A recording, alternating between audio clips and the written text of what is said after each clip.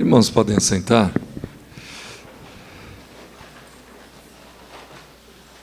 Nós vamos abrir a palavra no Evangelho de Lucas. Nós vamos ler alguns versículos do capítulo 15 do Evangelho de Lucas. Primeiramente os versículos de 17 a 19, e depois nós vamos ler do 25 até o 30. Os irmãos poderão perceber que esta leitura será feita desta parábola contada por Jesus, a parábola do filho pródigo. Então, caindo em si, disse: quantos trabalhadores de meu pai têm pão com fartura e eu aqui morro de fome?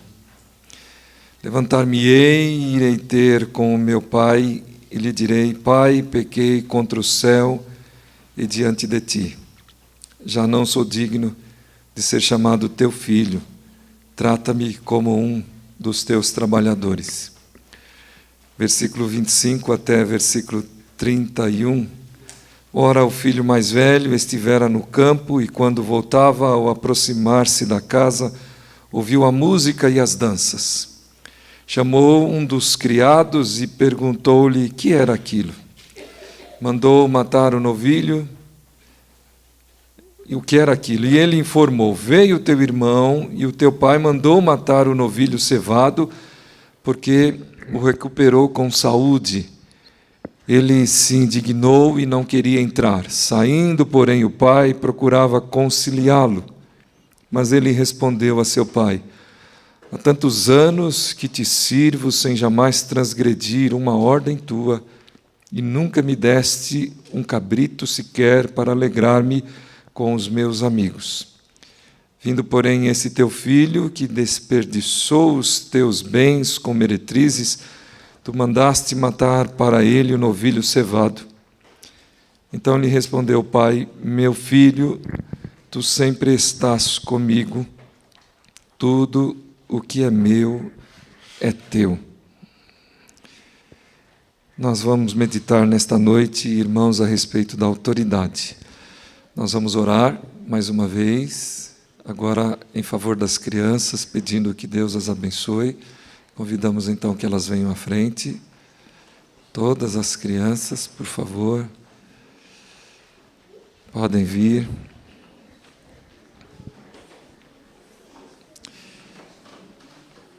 E eu vou pedir nesse instante a nossa irmã Diaconisa Edith que venha à frente, irmã, por favor, para orar com as crianças.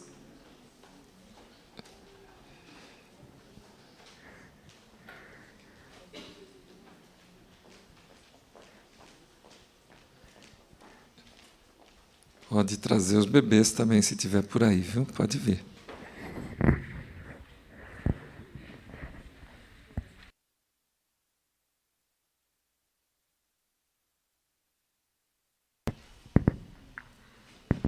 Vamos orar. Bondoso e querido Deus, nós te louvamos, Pai, por esta noite. Te louvamos, ó Deus, porque estamos na Tua casa, Senhor, para ouvirmos mais da Tua palavra, Pai. Queremos te pedir nesse instante, Pai, que Tu esteja, ó Deus, abençoando a cada ato, ó Deus, deste culto rendido a Ti. Queremos te pedir, ó Deus, pela vida das nossas crianças, Pai, não somente da nossa igreja, Senhor, todas as crianças, Pai, do mundo inteiro, aquelas crianças, ó Deus, que estão sofrendo na guerra, as crianças, ó Deus, que passam necessidade, as crianças que sofrem, ó Deus, abuso. Pai amado, nós queremos, nesse instante, interceder pelas nossas crianças, as crianças do Brasil, as crianças do mundo todo. E queremos te pedir, Senhor, nesse instante, para que Tu esteja, ó Deus, abençoando a nós professores, ó Deus, que vamos estar com as nossas crianças nesse instante, Pai. Que nós possamos, ó Deus, estar falando do Teu amor, Senhor, para com elas, Pai. Ensinando, ó Deus, para que elas possam, ó Pai, desde pequenos, ó Deus, está aprendendo da Tua palavra, do Teu amor. Perdoa-nos, ó Deus, porque somos pecadores, Pai. E dá-nos, ó Deus, autoridade, dá-nos ousadia, Pai, para estarmos falando do Teu grande amor. Nós te pedimos, ó Deus, e te agradecemos por tantas bênçãos recebidas de Ti. E é em nome do Teu Filho Jesus que oramos. Amém. Obrigado. As crianças podem se retirar. Obrigado, Pedro.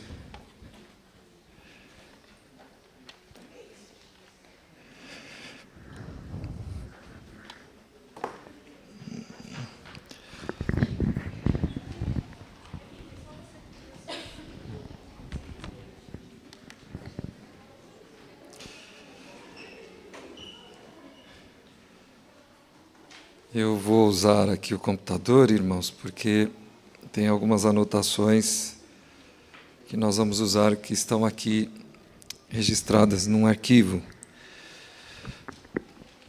Eu estarei, no próximo final de semana, falando para os nossos irmãos de Várzea e seus convidados do encontro de casais que eles realizarão, me parece começando já na sexta-feira, com algumas atividades, e indo até o domingo.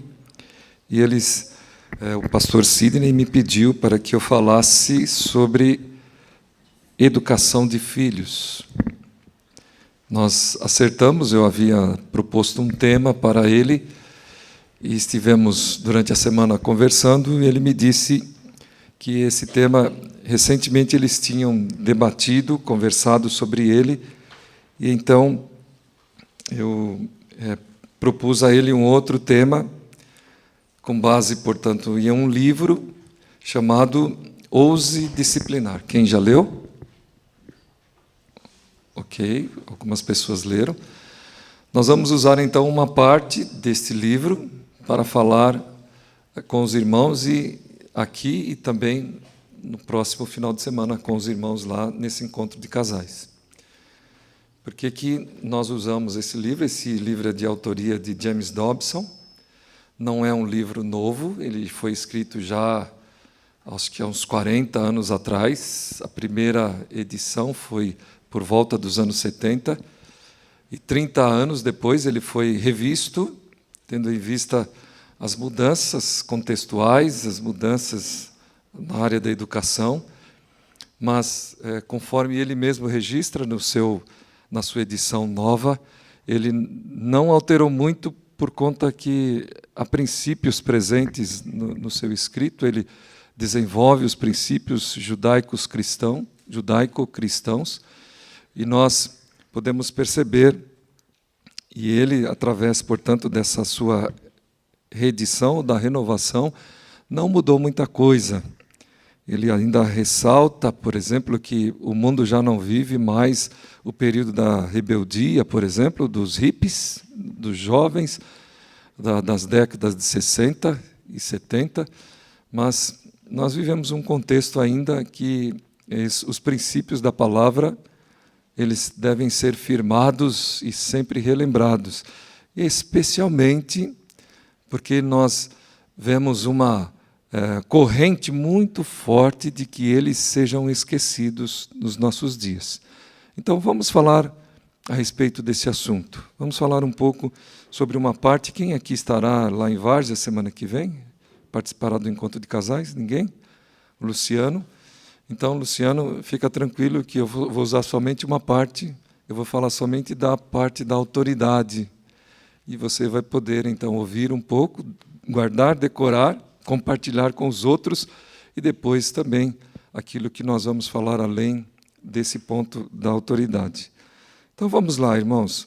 Este autor, ele tem um doutorado, ele foi professor universitário, ele tem um doutorado na área, portanto, de educação, trabalhou em hospital infantil, e a partir de suas observações, de seu atendimento com famílias, ele desenvolveu, buscando nas Escrituras Sagradas, aquilo que por séculos tem dado certo e muitas vezes tem sido esquecido em algum momento da nossa existência, alguma área, algum ponto, em algum contexto. E o que nós vamos falar hoje vai confrontar isso que representa esse esquecimento. E o primeiro ponto que ele levanta e que nós queremos compartilhar com os irmãos é que desenvolver respeito pelos pais é um fator crítico no treinamento da criança.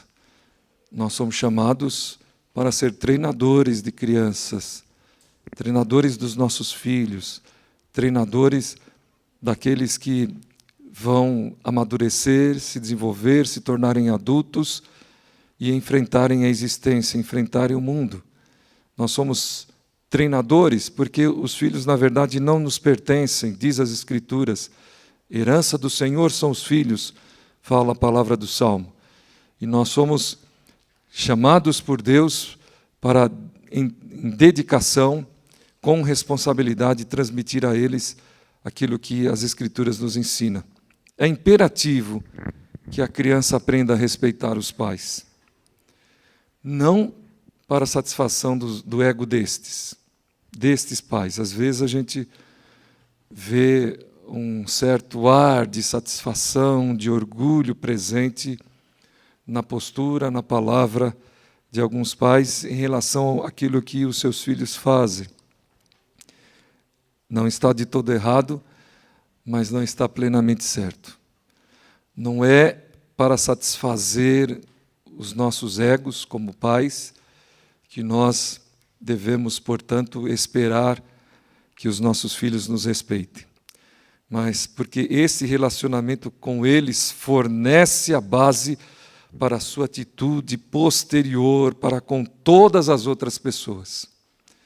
Aquilo que nós realmente nos desincumbimos como responsabilidade diante dos nossos filhos vai produzir, por certo, na vida deles, uma orientação que vai ser palmilhada, seguida, desenvolvida até o fim da sua vida. Por isso que as Escrituras falam a respeito disso. Por isso que o conceito judaico-cristão fala a respeito disso. E um versículo clássico, portanto, sobre esse assunto é o de Provérbios 22, versículo 6, que diz: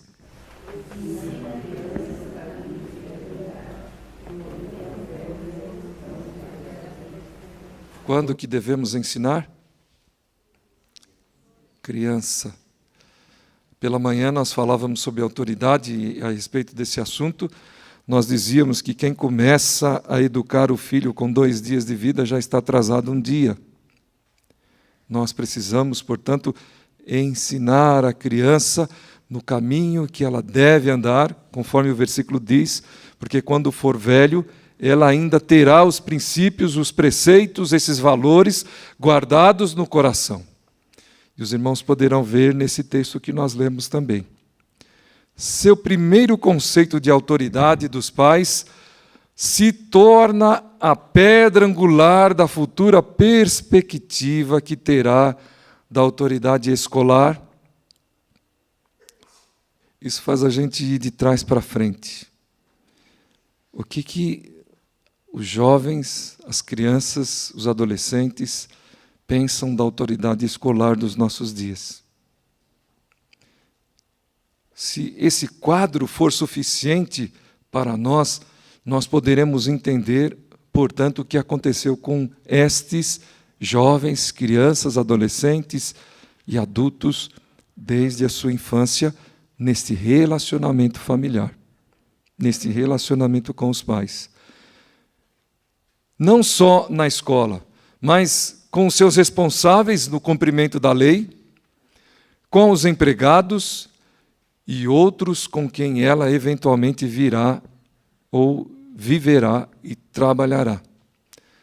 O relacionamento pai e mãe é a primeira e mais importante interação social que uma criança terá. E as falhas e os nós experimentados nela podem frequentemente ser vistos mais tarde na vida.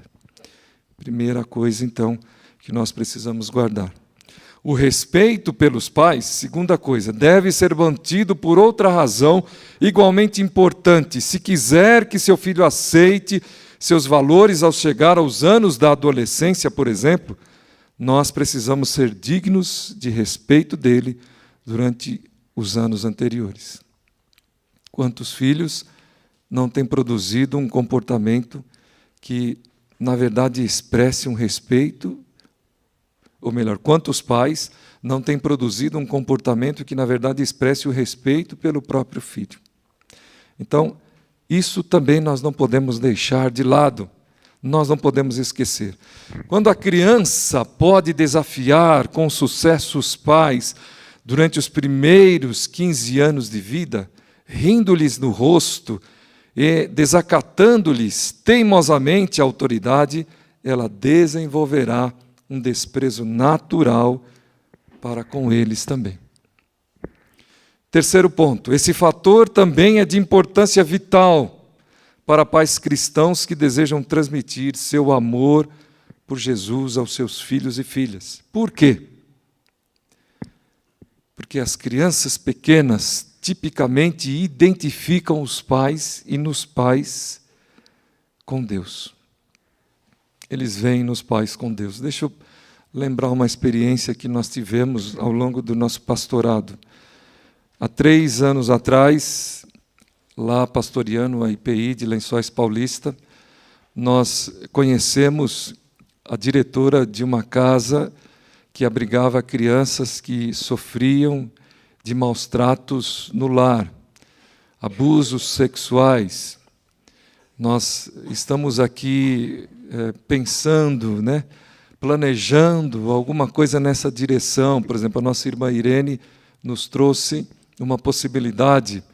Nós temos conversado bastante, não é isso, Levi? Está aí o Edson também, que trabalha no CRAME em Campinas, que atende 800 crianças nesta condição. Crianças que sofrem maus tratos no lar, que sofrem abusos sexuais dentro da própria casa.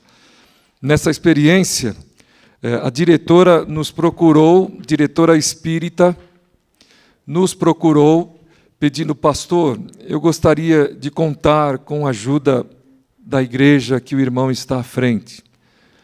Nós temos aqui um grupo muito menor do que este, somos ajudados pela prefeitura, temos os nossos princípios religiosos, mas percebemos que essas crianças que nós tratamos aqui, fazemos um tratamento técnico, trabalhamos psicologicamente com eles, mas percebemos que eles não sabem nada a respeito de Deus.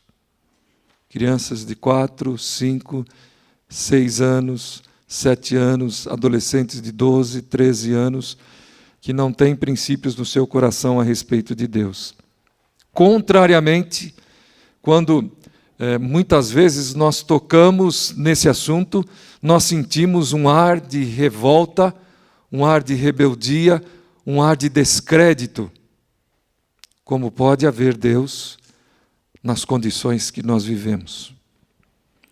Ela nos procurou para que nós pudéssemos, respeitando, portanto, a sua confissão, trabalhar com estas crianças esta ideia de um Deus que ama, de um Deus que se doa, de um Deus que se entrega por nós, que um Deus que cuida de nós, de um Deus que quer nos ver bem, de um Deus que provê as nossas dificuldades, que está nos nossos problemas, nas nossas lutas, nos nossos anseios, e que está pronto a ouvir a nossa palavra, a nossa oração.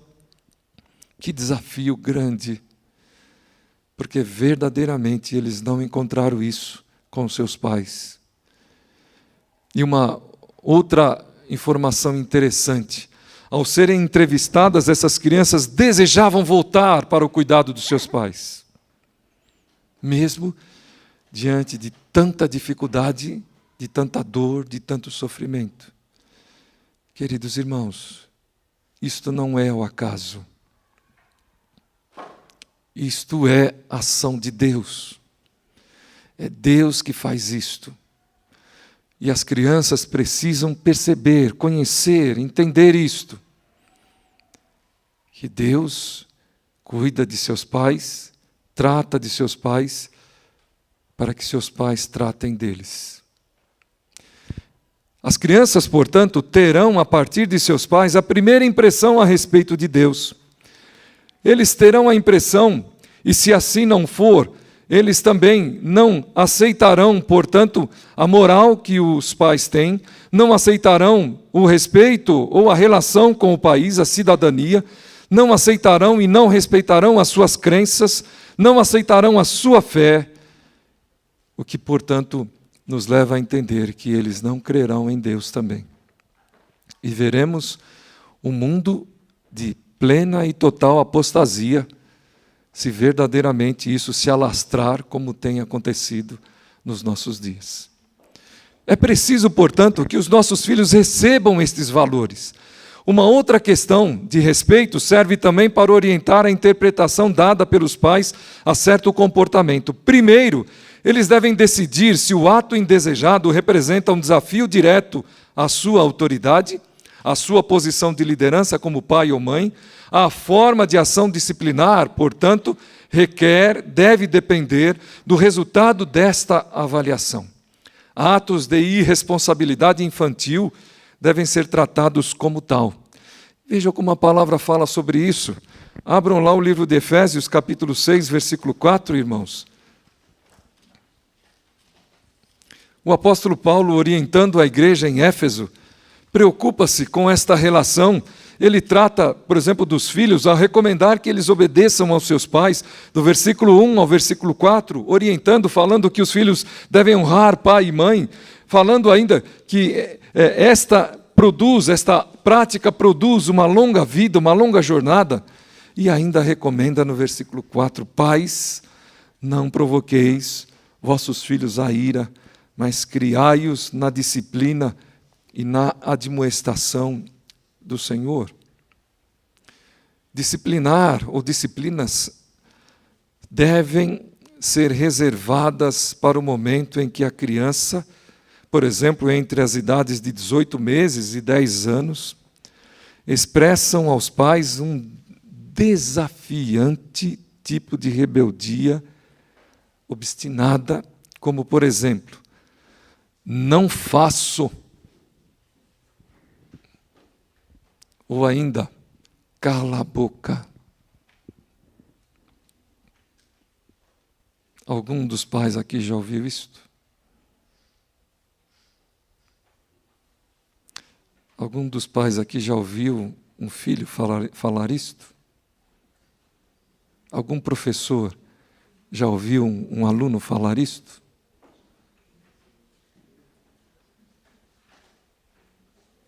E eu sei que os irmãos estão tímidos, porque há muito aluno que fala isto nos nossos dias. Este é um comportamento autêntico, característico de uma rebeldia. Eu não estou disposto a ouvir o que você está me dizendo.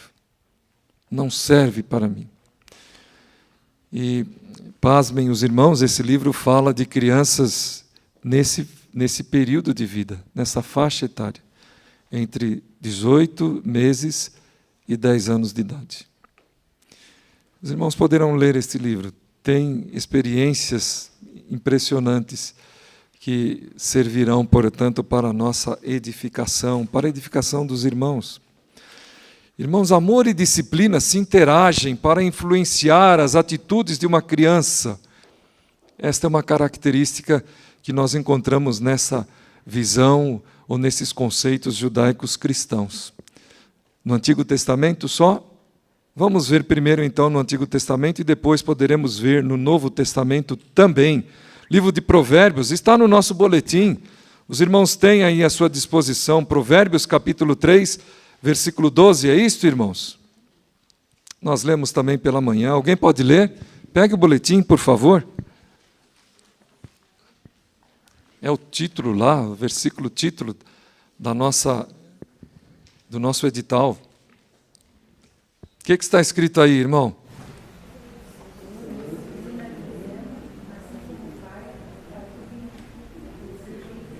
Isto. O Senhor disciplina a quem ama, assim como o Pai faz com o filho que recebe. Talvez alguém fale assim, pois é, isso é um conceito judaico. Será que o Novo Testamento trata desta forma também? Em algum lugar está escrito isso no Novo Testamento? Hebreus capítulo 12, abram aí. Esse texto que é reputado, não se tem certeza de quem, tal é a sua profundidade, o seu valor intelectual, os valores presentes nesse texto. Alguns acham que é de Paulo, outros acham que é de Apolo. Os irmãos devem se lembrar que Apolo era uma pessoa falante, tinha uma erudição fantástica, embora não conhecesse bem as questões cristãs. Por isso ele foi retirado de lado por Áquila e Priscila para ser enveredado mais adequadamente. Paulo até sentia, de certa forma, um certo desejo de falar como Apolo falava. Tal era a desenvoltura que Apolo tinha. Mas vejam aí o que está nesse texto. Versículo 2 até versículo 5, por favor. Quem quer ler? Voz audível. 12. Olhando firmemente para o autor e consumador da fé, Jesus, o qual, em troca da alegria que lhe estava proposta, suportou a cruz, não fazendo caso da ignomínia, e está sentado à destra do trono de Deus. Considerais, pois, atentamente aquele que suportou tamanha oposição dos pecadores contra si mesmo, para que não vos fatigueis, desmaiando em vossa alma. Ora, na vossa luta contra o pecado, ainda não tendes resistido até ao sangue, e estáis esquecidos da exortação que, como filhos, discorre convosco. Filho meu, não menosprezeis a correção que vem do Senhor, nem desmaieis, quando por ele és reprovado. Ou repreendido. Nós podemos observar, queridos irmãos, que este é um conceito que atravessa séculos e continua valendo e tendo muita importância. Nós não podemos deixar de considerar o que a palavra nos diz. Agora, ela não nos dá permissão que nós tratemos os nossos filhos como escravos. Ela não nos dá permissão que nós tratemos os nossos filhos como aquele que vai ser abusado ou qualquer outra ação que está muito presente nos nossos dias. Ela, ao contrário, nos ensina, como diz o texto que nós lemos lá aos Efésios, que nós não podemos aborrecer os nossos filhos, que nós precisamos cuidar dos nossos filhos, porque eles não nos pertencem.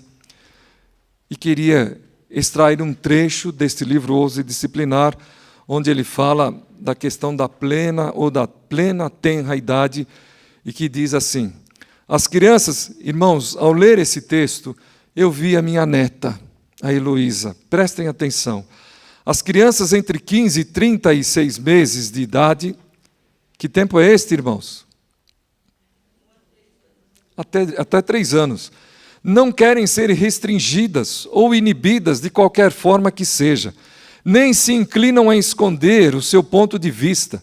Elas se ressentem de todas as sonecas que lhes são impostas. É verdade ou não é?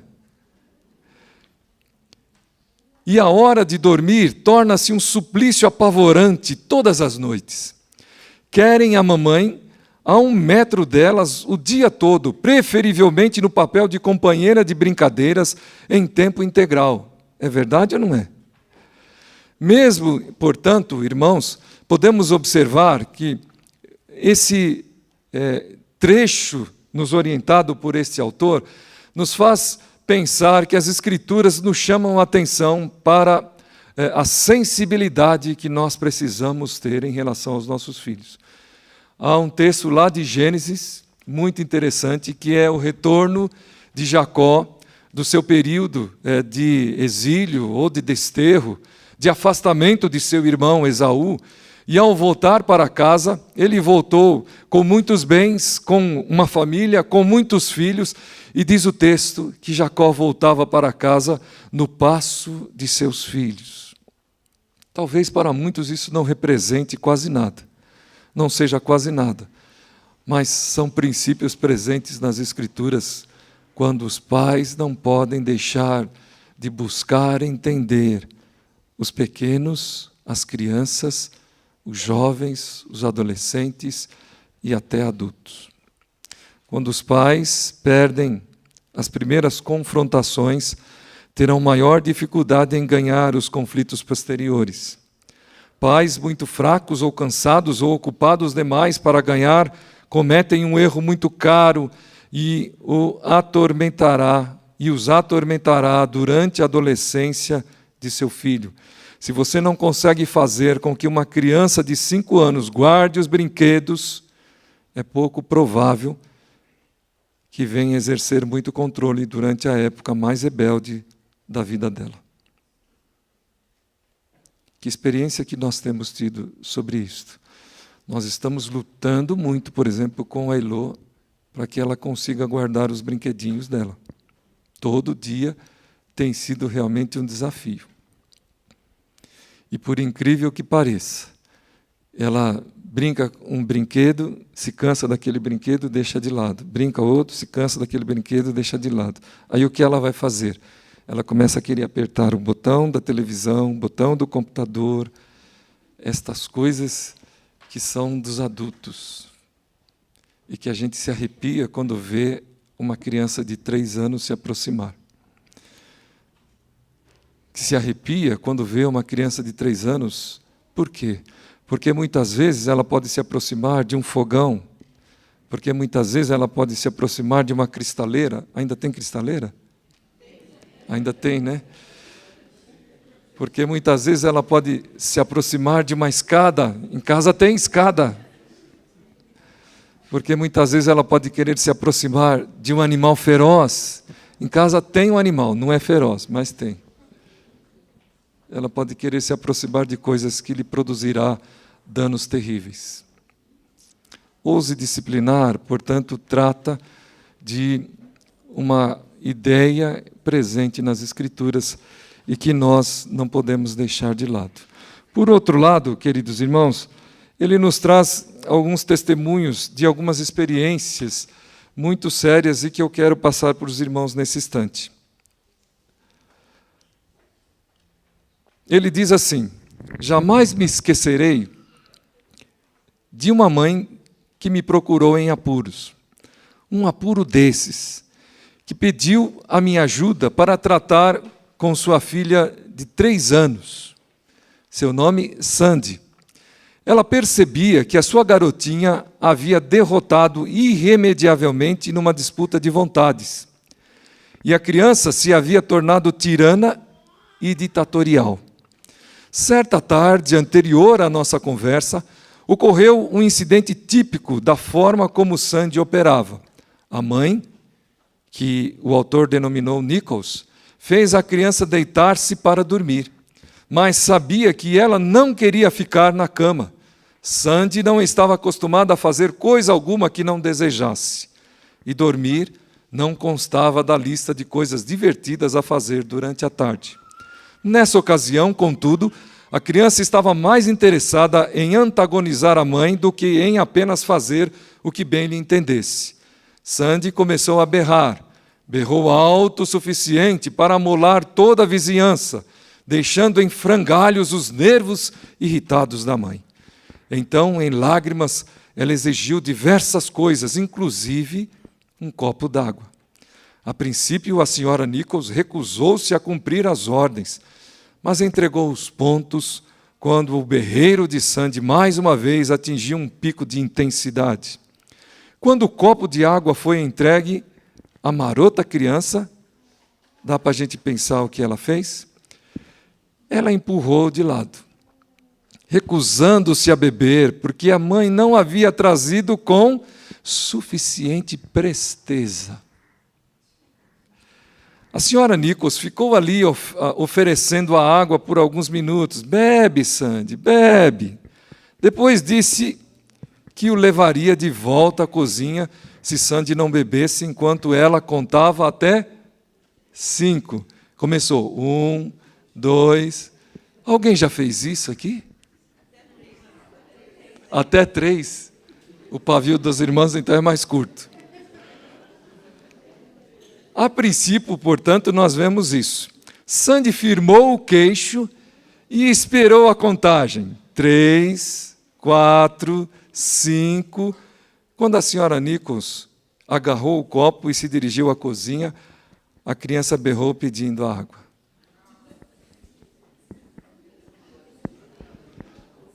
Isto acontece ou não nos nossos dias, queridos irmãos?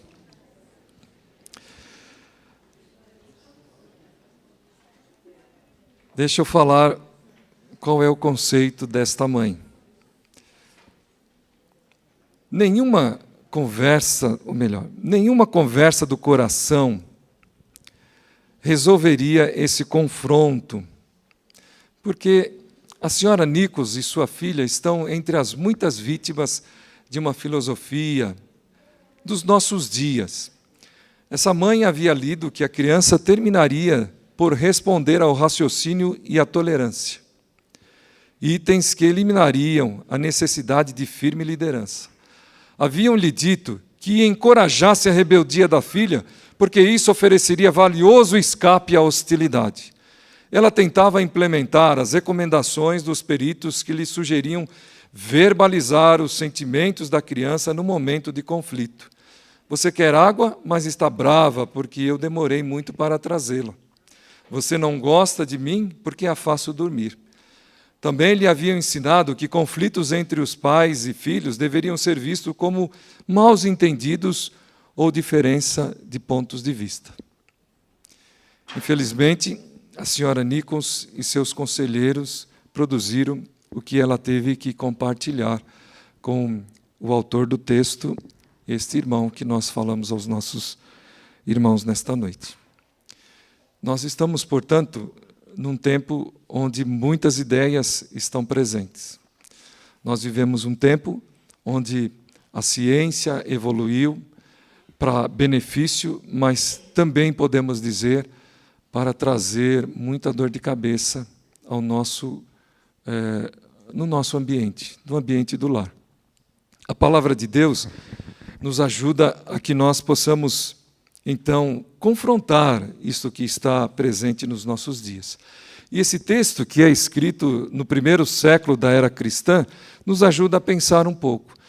Talvez essas ideias atuais queiram dizer, não, essas ideias bíblicas são passadas, elas não produzem mais o efeito. O que ela estabelece é uma ação de possessão, de opressão sobre os nossos filhos.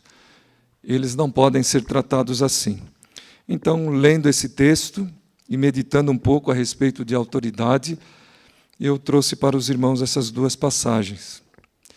O que, se de fato fosse assim, esse pai faria com esses dois filhos? O primeiro pegou toda a herança, gastou toda a herança, fez o que fez, bagunçou o que bagunçou e voltou depois para casa. E o pai o recebeu com festa, com alegria. Então a gente talvez pudesse dizer, esse pai é um irresponsável. Mas pelo teor do coração deste filho ao voltar para casa, nós podemos perceber os princípios de Deus nesta educação. Vejam só, vamos ler novamente. Então, caindo em si, o que isso quer dizer, queridos irmãos? Quer dizer que ele voltou à consciência, que ele se lembrou, que ele trouxe à memória o que ele já houvera recebido no lar. Talvez ele só tivesse estes ensinos em casa. Talvez ele não tivesse conhecido nada que estivesse ao redor de si.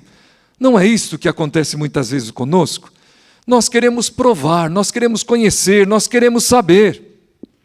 Porque nós só temos uma base, nós só temos um referencial. Quem sabe eu reclame muitas vezes, porque eu só recebo o ensino nas Escrituras, porque eu só vou à igreja, porque meu pai só me leva para a casa do Senhor para adorar. Eu quero conhecer outras coisas. E o texto diz, então, caindo em si, Ou seja, ele fez então a comparação entre aquilo que ele vivia, aquilo que ele era no passado e aquilo que ele estava vivendo no presente. Quantos trabalhadores de meu pai têm pão com fartura e eu aqui morro de fome? Levantar-me-ei, irei ter com meu pai e lhe direi: Pai, pequei contra o céu e diante de ti. Queridos irmãos, muitos filhos nesta condição voltaria e acrescentaria mais ainda: eu pedi os meus direitos e agora eu quero continuar com eles. Diz o texto: me arrependerei e voltarei para o meu pai e direi: Pai, pequei contra o céu, pequei contra ti. Ou seja, saí dos teus valores, saí das tuas orientações, fugi dos teus cuidados, saí do teu olhar, me ausentei de ti, daquilo que o Senhor me trouxe, daquilo que o Senhor acha que é bom. E que filho que diria: já não sou digno de ser tratado como teu filho. Irmãos, o que é isto? Antes de me responderem, vamos lá para o segundo filho. Ele se indignou, diz o versículo 28. Por quê? Por quê? Porque ele fora fiel aos preceitos, aos ensinos, aos cuidados, a tudo que ele recebera de seu pai. E ele vira, e ele vinha, ou melhor, e ele estava observando que este outro filho, que não teria tido esse cuidado, estava sendo tratado como ele ainda não recebera diante de seu pai, com um tratamento que ele ainda não recebera. Vindo, porém, esse teu filho, que desperdiçou os teus bens com meretrizes, tu mandaste matar para ele o novilho cevado. Então lhe respondeu o pai, e aqui cabe uma pergunta, queridos irmãos: se é um pai tirano, se é um pai que oprime, se é um pai que não dá oportunidade, se é um pai que espezinha, se é um pai que escraviza, se é um pai que amarra, se é um pai que não dá chance, que filho poderia conversar? Que filho poderia dialogar? Que filho poderia argumentar sem que imediatamente recebesse a troca na mesma medida ou maior do que recebera antes, por ser atrevido em argumentar ou buscar alguma resposta, alguma definição de seu pai por tudo aquilo que era o seu argumento, o seu valor, o seu conceito. No entanto, ele recebe do seu filho tão somente isto: meu filho, tu sempre estás comigo, tudo o que é meu é teu. Há uma expressão da palavra de Deus que quando alguém vem e peca contra você, quando alguém se levanta contra você, você não faça o mesmo, não responda na mesma moeda, porque fazendo assim você amontoará brasas sobre a sua cabeça. Quem fala isto? O apóstolo Paulo. Baseado em quê? Nas palavras de Jesus: quando baterem na sua face, ofereça outra. Quem faz isso? Quem verdadeiramente obedece à autoridade de Jesus. Quem verdadeiramente conhece o valor do ensino de Jesus. O texto, Jesus não prossegue, não dá sequência, não fala como, mas dá para a gente perceber, pelo espírito daquilo que é transmitido, queridos irmãos, que este pai falou o que era necessário, agiu o suficiente para mostrar que os princípios que ele vivia e que ele ensinava aos filhos estavam adequados aos valores e princípios que Deus nos transmite. Esse texto não nos ajuda tão somente em compreender um relacionamento familiar. Ele fala também desta relação entre Deus e os povos, né? Ele fala entre os povos judeus e fala entre Deus e os gentios. Nós podemos encontrar os dois aqui presentes. Este é o amor de Deus.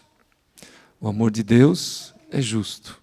O amor de Deus é misericordioso, mas Deus nos disciplina, mas Deus nos corrige. Diz o texto que nós lemos. Não a ponto de nós morrermos, conforme a nossa irmã Fátima disse. Não estais a ponto de sangue, não é isso, Fátima?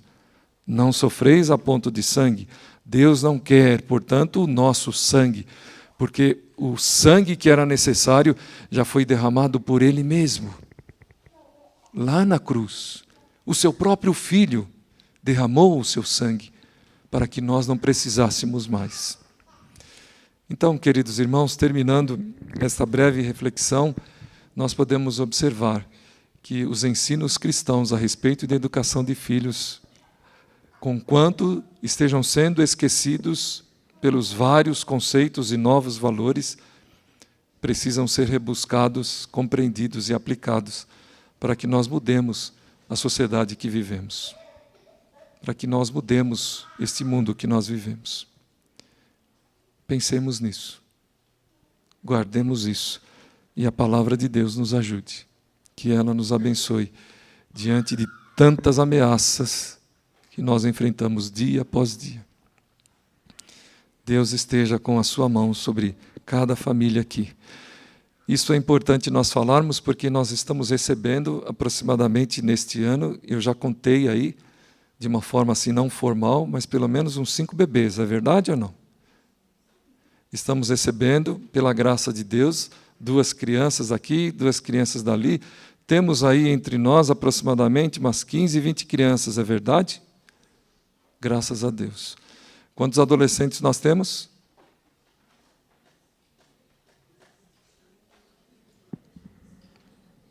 Até 18 anos, então, vamos lá. Uns 15. Quantos jovens nós temos? Por exemplo, solteiros? Hã?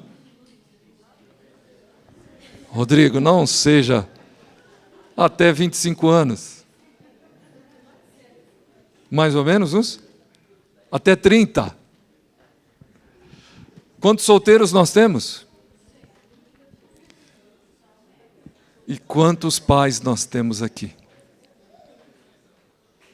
Quantos pais nós temos aqui entre nós? Irmãos, a realidade dos nossos dias é esta. Os pais estão perdidos.